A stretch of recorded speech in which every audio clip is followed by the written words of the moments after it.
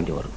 அப்போ இளமை இருக்கும்போதே பொருளை ஈட்டவும் மனைவிக்கோட அன்பு காட்டவும் அந்த வாய்ப்பை பயன்படுத்திக் கொள்வான். விஷயம் தெரிந்தவன் மனைவி, மக்கள், தாய், தந்தை, உறவினர்கள், நண்பர்கள் இவர்கள் எல்லாம் பயன்படுத்தி கொண்டு தன் கடமையை செம்மையாக செய்வான்.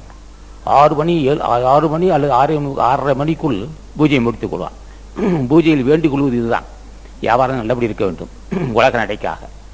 வியாபாரம் நல்லபடி இருக்கணும், மனை மக்கள் காப்பதற்காக. வியாபாரம் நல்லபடி இருக்க வேண்டும், கடன் சுமை இல்லாது இருக்கிறதுக்காக. வியாபாரத்தை தடையில்லாமல் நடக்க வேண்டும்.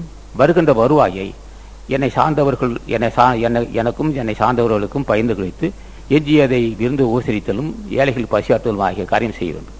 அதுக்கு நீ அருள் செய்யணும் கேட்பான். இது உலக நடைக்கு பொருள் வேண்டும், அருள் வேண்டும் அல்லவா? அருளை பெறுவது எப்படி? ஒன்று அன்னதானம், பசியாற்றுவித்தல். குடும்பத்தில் உள்ளவர்கள் மகிழ்ச்சி அடைவதே தவமாகும்.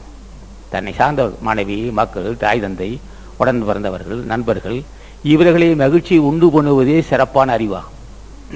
இவர்களெல்லாம் மனநோக்க செய்துட்டு தவம் செய்ய முடியாது, யாரும் தவத்துக்கு தடையாக இருக்க முடியாது.